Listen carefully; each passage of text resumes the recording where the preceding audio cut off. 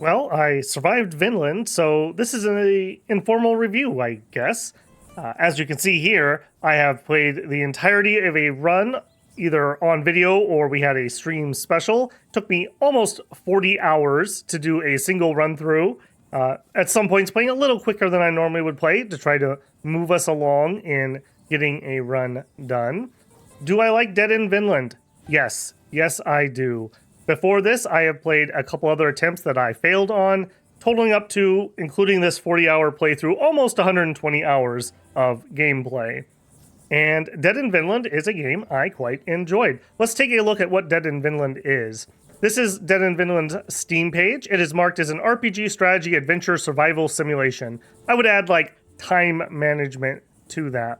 The premise of Dead in Vinland is that we are a Viking family that is exiled, and during a storm, we wash ashore in a strange place, which we come to find out is Vinland.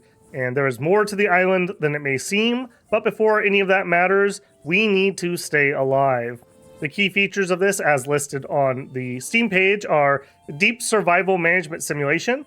We need to take care of our family members and other people who join our community. They can die, bad things can happen. If you lose a family member, it is game over. So we have a core group of people that are very important, and depending about your feelings about other people, maybe they're a little less important, maybe they're a little more important, depends. The game is listed as challenging. It is very challenging. This is a game that you definitely benefit from some meta knowledge, just knowing how some certain events are going to go, or having pre-knowledge of things to come, make it a little bit easier. But that being said, I could definitely see somebody who is really, really good at these type of games being able to make it through on their first try. The game features multiple difficulty levels.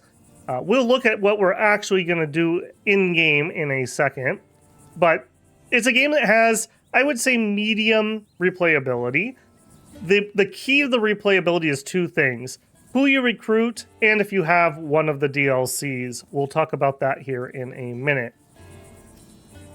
You may know the developer and publisher Ishtar Games from their game that followed this, which was Last Spell. Another amazing game if you have not checked it out. So this is the type of people that worked on Dead in Vinland.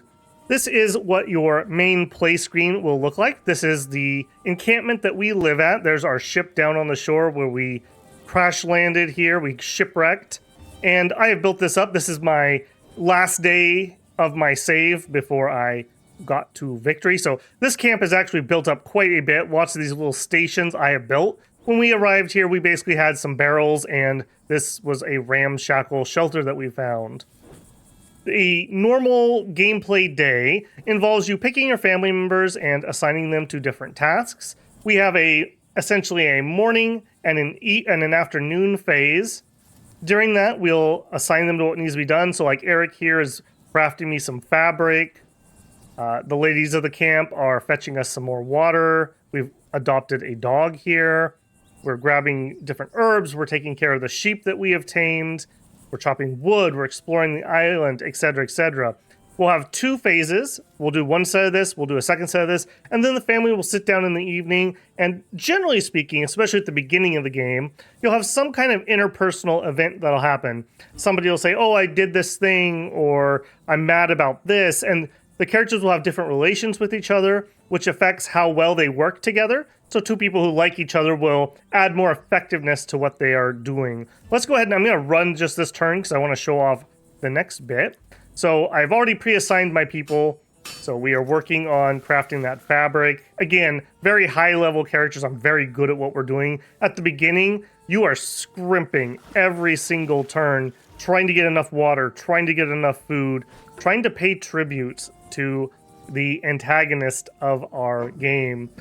We have a unfriendly neighbor named Bjorn who demands tribute or our skulls, and he really probably would prefer the skulls in all honesty.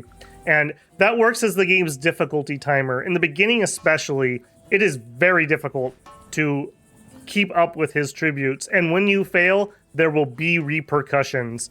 And it is quite easy in the early game to get into a death spiral where too many people are hurt, so you're spending too much time trying to heal them so they don't die, so you don't have enough people chopping wood, so your fire goes out, and you only have a couple ways that you can start the fire, and when that's gone, it's game over, and okay, you solved that problem, but now you're starving to death. So I think Dead in Vinland's at its best in the beginning of the game when you're really, really struggling every single day to survive. In the middle game, you start kind of getting ahead of that a little bit, and you start actually planning ahead, like getting sheep, planting crops, things like that. And here we go into the next bit. As we're going around the island, we run into trouble semi-often. I was looking for a fight this time, so I'm not surprised. This is my end-game roster. Several of these characters have been built for combat. As you level up, you get to pick traits.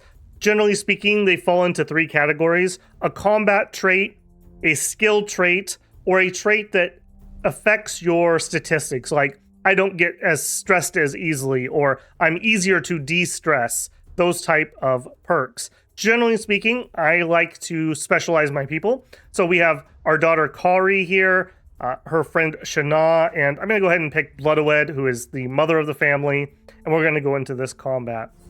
Another thing you're going to have to do a decent amount in this game is combat. Combat works with up to 3 of your own characters. You could select less, although I don't suggest it, facing off against whatever you ran into. Again, I'm at the end of the game, so we have Drunkard Elite, Elite Slavers, that's who we're fighting.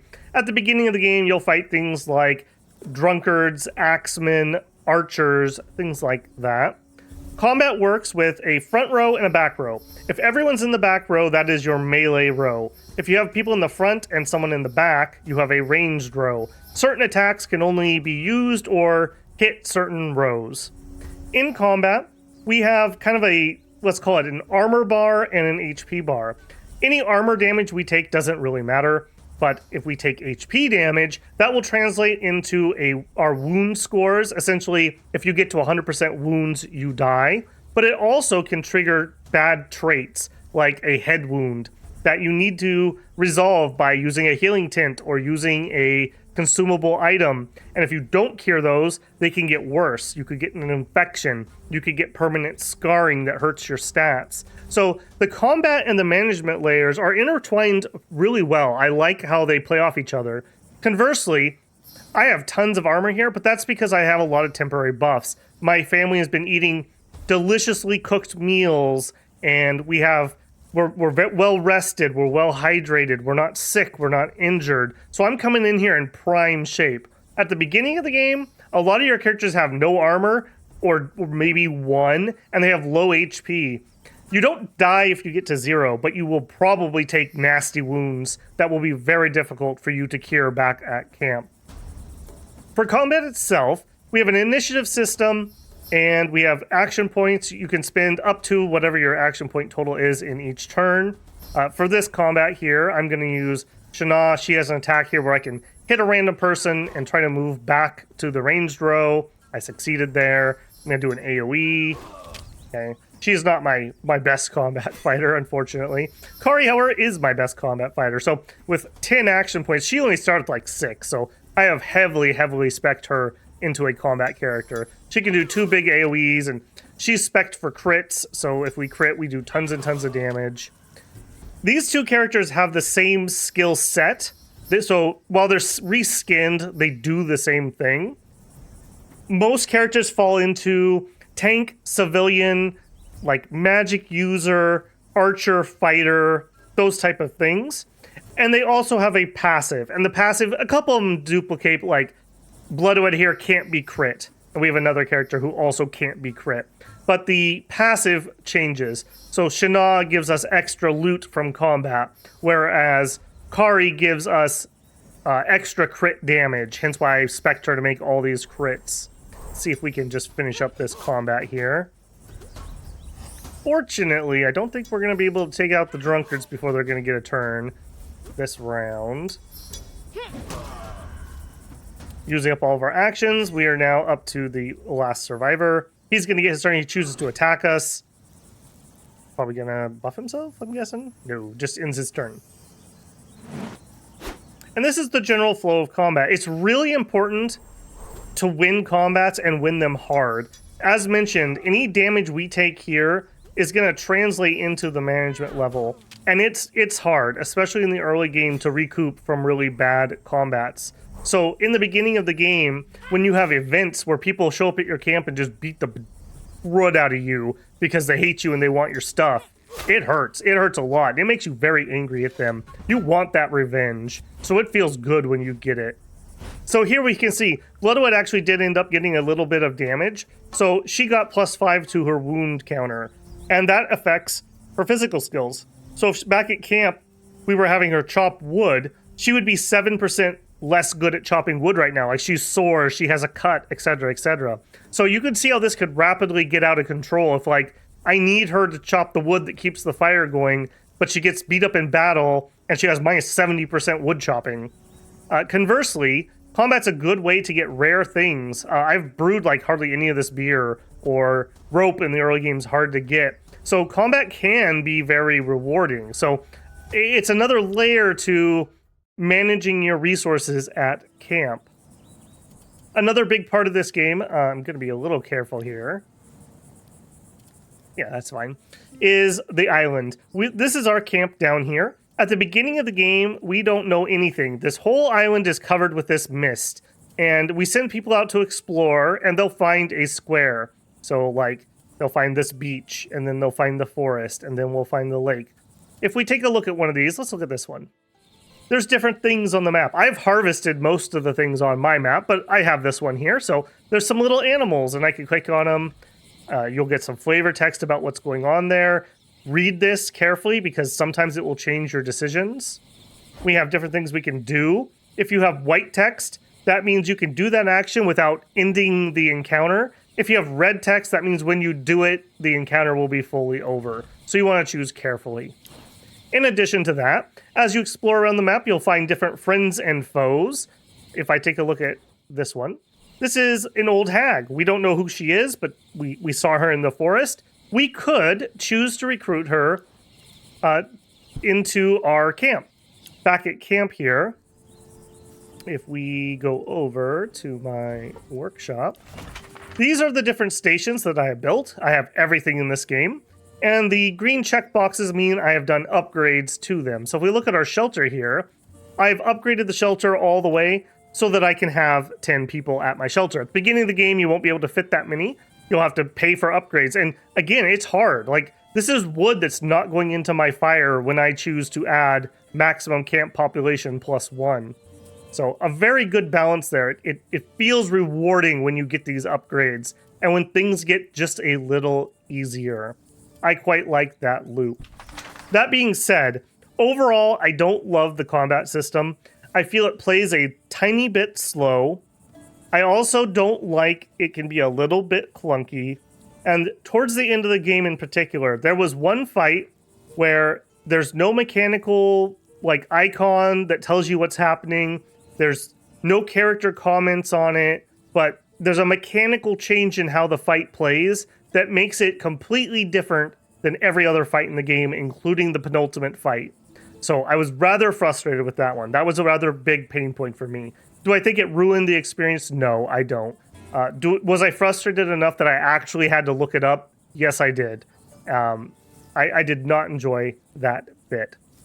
So beyond that, as mentioned, at the end of the day, assuming you live another day, you'll get different events. And characters will talk about story points, things that are happening. We have some different island quests that we have done. So I'm at the end of the game here, so mine are all cleared out. But if I unhide, these are all the things I had to accomplish to win the game. And it was very satisfying. It's fun to watch the events. The characters are some range between likable or at least understandable. There's a couple characters here, and in the playthrough that I have on the channel, Nut was not our favorite. We did not like what Nut was doing. We don't like Nut at all. We hate you, Nut. Conversely, Lady Tomo was amazing. What a great character.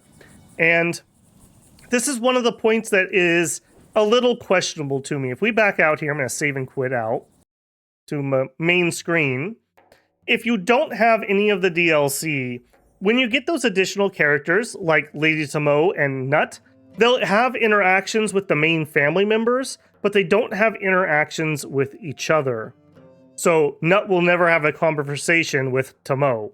if you have the DLC, and it's this one, Norse side stories, then the side characters can have conversations. So, for example, in this one, besides being a grump and kind of an outcast, at one point Nut is talking to Lady Tomo and he notices her katana is damaged and he offers to fix it for her. So I think that adds an absolute lot. And this also is where I think a lot of the replay value of the game comes from. Our playthrough is what it is because of who I chose to recruit. We could recruit an entirely different 6 other people to add to our camp, and things would have turned out very differently, both just between those characters and between the family. So in my game, Lady Tomo trained Kari, and she gained different stats and bonuses, and she changed a little bit as a character because of that. If I didn't have Lady Tomo, none of that would have happened, and other things would have happened with different characters. So I do feel this is a good DLC, but I also feel it's kind of a required DLC. The second DLC is the Endless mode, the Battle of the Gildings. This is something I don't know if I would ever play, but I like that it's an option. Basically, the game doesn't end when you get to the end. You can just continuously play a survival game. Like I said, I don't know for me in this one, but I appreciate the option. If you're one of the people who just really is having fun, you want to keep going. The third piece of DLC is the Vallhund. Basically, at camp, we have a dog. You can name the dog whatever you would like, and you can interact with him. There's some stories, mainly between him and Kari, and again, there's different traits that happen because of that, and your choices in it. He's kind of I don't want to say he made the game easier, because you have to put a lot of effort into training him and getting the bonuses set up, but he does make the game easier. So in my playthrough, let's hop back in there again, our last day before our victory. In our playthrough here, towards the end especially, I was able to keep these buffs all rolling all the time. So, for example, Kari's doggy gave us a whole bunch of skill-based things for Kari, which were very important to how I was playing. We also have some different combat bonuses. This made those portions of the game, this made this faster and safer, and it definitely made combat noticeably easier. However, even if you didn't like the idea of, oh, I don't want combat power from a DLC, he has other things he can do. He can just find resources and whatnot. I think he's fine. I don't think he broke balance or anything. In fact, I feel the game is balanced for him. In order to get him to that point, this is a lot of resources. Let me tell you, we didn't even get to the final tier, and I was concentrating on this quite a lot. So I like the Vallhund. I think it's a good DLC. Could I live without it? Absolutely. So overall, Dead in Vinland, I really, really like the story in general with the family. Explained in game, which I do appreciate because I hadn't actually made it that far before the playthrough on the channel. They explain why there's weird people here. And by weird people, what I mean is, so we have Kari, Eric, Bloodowed, Mora. Those are all, they're a Viking family, right? I won't go into their backstories, but they're a Viking family. Well, then we have Sisse. He's from Africa. We have Lady Tomo. She's from Japan. We have 2 more Vikings we picked up. Shana, I'm not 100% sure, but I think she's from North America. Brother Angelico is Italian. So one of the disappointments that I had originally with the game, I wanted to play a Viking survival game. And it is kind of that, but there's a lot of other people. If we take a look at the map again, if the map loads for me again. Some sort of European, not sure, from the Middle East. Yeah. So, from lots of different places. There is an in-game explanation for why that's the case, and it makes total sense. But that was a little bit of a rub point for me, where I was like, oh, I just wanted to play Vikings in Vinland. So, just know that is the case there. Management, I think the management game, like I mentioned earlier, especially in the early game, is very, very tight. It is a struggle to survive.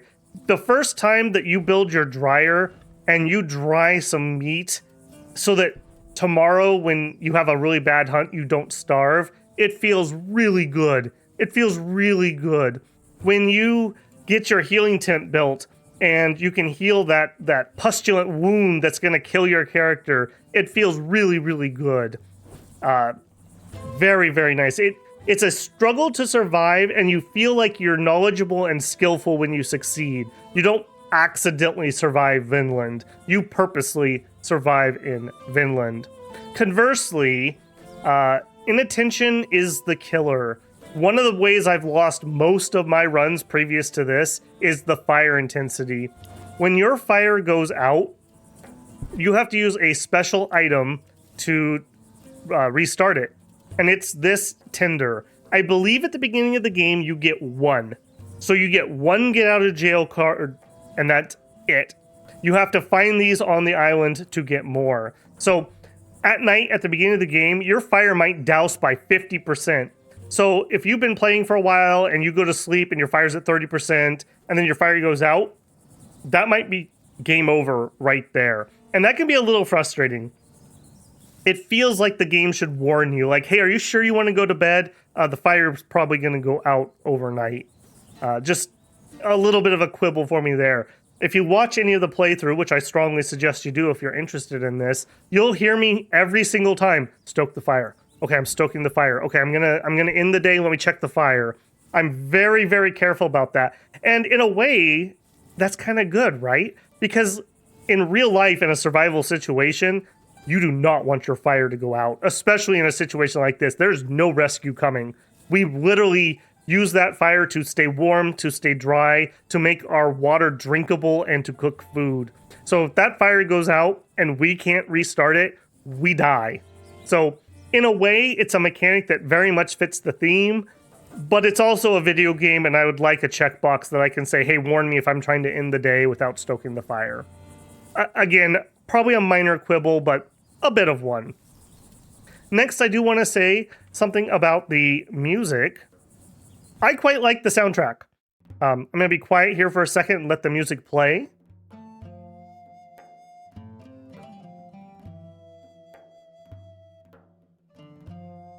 This is just the intro song, but there's a couple good tracks that I quite enjoyed. Overall, I don't find it very intrusive. It's just a pleasant tune. It fits well enough with the game. For sound effects, I felt that the combat sounds were pretty good. There's different yells, and "hurrah" was our favorite, and grunts and arrow sounds and sword sounds. A big standout for me was actually during the rain and thunderstorms. If I had my headset on, there was actually one time I was recording that I kept taking my headset off because I thought the rainstorm outside in real life had thunder. And it wasn't. It was my in-game thunder on my 3D sound. It was very cool. It was very well done. Major props to whoever did the thunder for this game. Really, really good. So, overall, Dead in Vinland. If you like management games, if you think this theme's pretty cool, if you're okay with really challenging gameplay, or you're okay with using the wiki or looking things up, I think you're going to quite like this game. It's long. It's really long. Even with my foreknowledge, and even with a couple episodes of me kind of like rushing the gameplay a little bit, it took me 40 hours to get my first victory on a gameplay, like I mentioned, I had foreknowledge on. So grab this on sale if you're unsure. You're definitely going to get your time out of it. I quite liked it. Downsides. One last one I'm going to mention. Some of the story stuff didn't feel very historically accurate. Some of the things that happened with the characters during the gameplay itself and in the epilogue were like, okay, well, that's a little modern for what probably would have happened there. Did it ruin the game for me? No, I don't think it's overly bad, but I did figure I'd mention that. It's something I don't care for in my games. If I'm playing a Viking game, I want to play Viking stuff. I don't want anything modern in that. But again, not a deal breaker, but just something I figured I'd mention because it did rub me a little bit the wrong way. If you do like Dead in Vinland, The Last Spell, another amazing game from Ishtar Games, another game that I did some streaming of. Maybe check that out on the channel. There's definitely a playlist there. Okay, anyone who made it through my rambly review here, I thank you. I know this wasn't the most popular thing on the channel, but it is something I quite enjoyed. So thank you to anyone who followed along on the journey with me. All right, builders, this is Babel signing out. I hope you can survive in Vinland.